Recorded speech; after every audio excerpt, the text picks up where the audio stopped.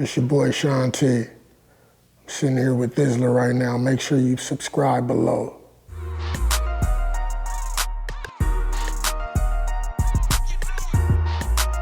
Yeah, I did. Like, you know what's crazy about Tupac? I'm gonna tell you this story. This is like 94, is it 94? Yeah, 94. Like when I first met Tupac, I met him in Atlanta. And it was this convention that used to happen called Jack the Rapper. And all the artists from all over the country used to go there. So if you went there, you was gonna run into whoever, like just walking around in a hotel or whatever. At this time, I think it was like the time when Luke and all them was beefing with Death Row and all of that, so it was crazy. It was like crazy tension. And I saw that. I was right in the middle of all of that when Death Row met in the middle of the hotel room and they was all fighting all through the whole, tearing the hotel up. I was there, like I saw that. Like it was crazy. Like, and Tupac was there. Tupac wasn't even messing with Tupac. I don't even think Tupac knew none of them either. I don't think he knew Snoop. I don't think he knew Death Row or nothing at that point. Like it was early. Tupac was with MC Breed and Tretch. Like that was his homies, like them two dudes right there. So this other cat named Apache, I don't know if y'all heard of him. He had a song called Gangsta Bitch or something like that back in the day. But yeah, so we in the hotel, we chilling, and Pac just comes up to us. It's like my whole little clique, Murder One, we all sitting there, chilling, and I don't know it's Pac, but because he had a bandana over his face, like he just got his eyes out, he just covering his whole face, and he's like, yeah, man, y'all from the Bay? And I was like, yeah, we're from the Bay. I'm like, from East Palo Alto. He's like, okay, I heard of East Palo Alto, that's what's up.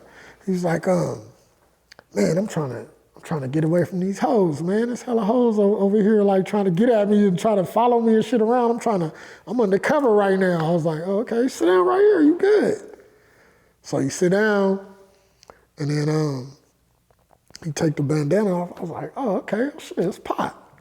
He's like, and the reason why I knew it was Pac, because he just dropped, what's that album? I think it was his first album. I can't remember the name of it right now, but what's the name of that album? I can't think of it. But it was his first album, and I remember his face, like how it was like a cartoon drawing on his album cover or whatever. I was like, that's Pac. So he was like, yeah, man, y'all roll this weed up, man, let's smoke. And I'm like, we in a hotel, like we in the lobby, like in the hotel, you know what I'm saying? So he like, yeah, man, I'm just trying to stay out the way, man, and get away from these brides or whatever. So we smoking, and he was like, which one of y'all Sean T? He said it like an East Coast, like he was from the East Coast. He's like, Sean T, which one of y'all Sean T? And I was like, that's me. And he was like, yeah, I see your flyers and shit all over here, because back then everybody had stickers. So they had my stickers just all in the hotel, just sticking it anywhere. People just sticking up stuff in the hotel. He was like, yo, man, your album is tight. I heard some of your songs, and I like how your album cover looked. Because I had like the album cover with the fence going through my face or whatever, like some shit like that. And that was the first time I met him. He was like, man, we gotta work, man. I like the beats on your album. I was like, let's work. Then after that, the next time that I seen him was, well, I actually didn't see him after that. It was like a few years later when All Eyes on Me, he was working on that. I think 95? I think it was 95. And he called me and he was like, I need you to come to LA. And I was like, just right now? He's like, yeah, man, just come to LA right now. I'm doing this song and I need you to produce it. He said, I don't got no producer. I need a producer from the Bay to do it. And he was like, I thought about you, and I need you to come right now. I was like, damn. So I had a newborn. She was like 1 or 2 years old. Yeah, she's like 2. I was like, man, I can't come right now. Like, he was like, bring the baby, come on. You know what I'm saying? I'm like, man, just get on a plane, just get on a plane right now and come to LA, and then we'll knock this song out. I was like, man, I can't even do it, man. I wish I would have did it now, but I was like, I can't even do it, man. He's like, all right, man, I'm gonna just call Mike then. So then he called Mike Mosley, and I guess they was down there or whatever already, and then that's how that song came about. I think it's a song. He did a couple songs. I think he did one with Sibo on it, and then he did one with Be Legit and 40 and him on it too. And I think one with Forte or something on that, all on that same album. I was supposed to be on there. So then he was like, man, I'm gonna just get you on the next thing I do. And I didn't even know that was a reality until I saw his, his little notes or his poetry or whatever, or the stuff that, because Pac was known for, he would always format everything out that he was gonna do. He would write it down. So somebody told me, you see this thing right here that Pac wrote? It was like producers, Sean T, on this next album, on the one where he did the diss record, the Biggie and all of that, the Illuminati or whatever that. He was like, it said it had your name on there as one of the producers. I was like, what? He was like, yeah, he must have been planning on coming to you to get some beats for you. And I was like, he did tell me that. But that's crazy. That's a crazy story.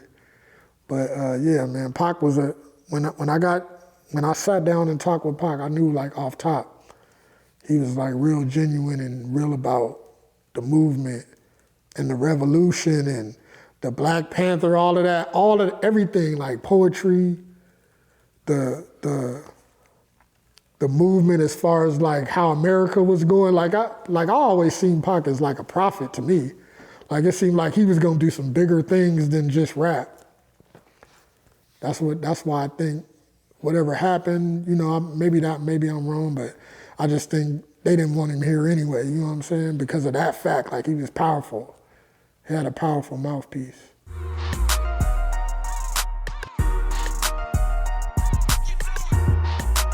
Yeah, you know what? I was in the studio when that happened. I was in the studio recording my album, Pimp Lyrics and Dollar Signs. And there was actually like a female that was in the studio that was from New York that he was dealing with.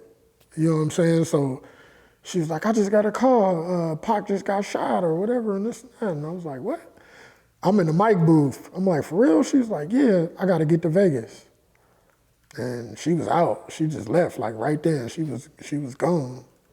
So I knew it was serious. I was like, for real or that's fake? That ain't even real. She was like, no, it's real. I'm headed to Vegas right now.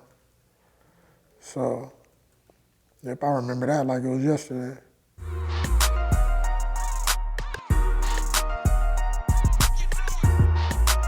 Right now, I'm promoting my album, which is it's called Road Call, Sean T Road Call. It's been out for a little bit now, but I'm continuing to push that. You know what I'm saying? And at the same time, I'm working on a compilation where I'm trying to get everybody across, all the new artists or whatever that's doing their thing, that's making some noise, from the east all the way back to the west coast to get on this actual compilation to over my beats. You know what I'm saying? All of the artists will be from different regions and they'll be rapping over my beats on the compilation. So I'm putting that together right now. And just production, still producing it. The producing never stops. Like old generation, new generation, mid-generation, like I got something for everybody. So that's another thing too that I make sure I keep focus on is being relevant in the game no matter how old I am or what the mood of the music is. I can adapt to anything. If you want to do the young stuff, the young ratchet beats, I got that. If you want the the boom bap, I got that. If you want the conscious, I got that. If you want the mob, I got that. If you want some R&B, I got that. You know, it's no one way for me to produce. Like it used to be like that. Everybody had their sound. People used to tell me all the time, when I heard that beat, I knew that was a Shanti beat. You know, but now people can't say that. They'd be like, I didn't know it was your beat until I heard your tag. If I didn't hear your tag, I didn't know it was yours, you know? So that's why what my focus is just staying in the game, doing whatever I got to do to make good music and keep good music alive, you know?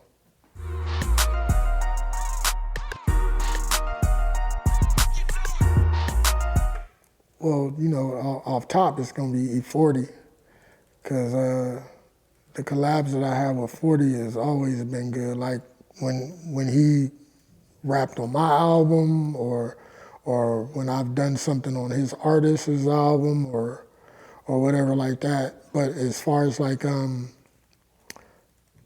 the list is so long. I've collaborated with everybody in the Bay, pretty much. So most of the people that's from my era, you know what I'm saying? And then the young dudes like working with Haiti Babii and all of these new artists that's coming out right now. Like him, Haiti, he's like, that's a talented dude. Like all the way around, you know, he can produce, he can rap, he can kind of sing, he write. He's an incredible writer, you know, and off the top of the head, he just, that's my dude right there, and he's going somewhere. He got a buzz right now, and he's moving them numbers, and he's getting them fans coming through, you know. If you ever seen one of his shows, you know, you see how he rock. It's crazy.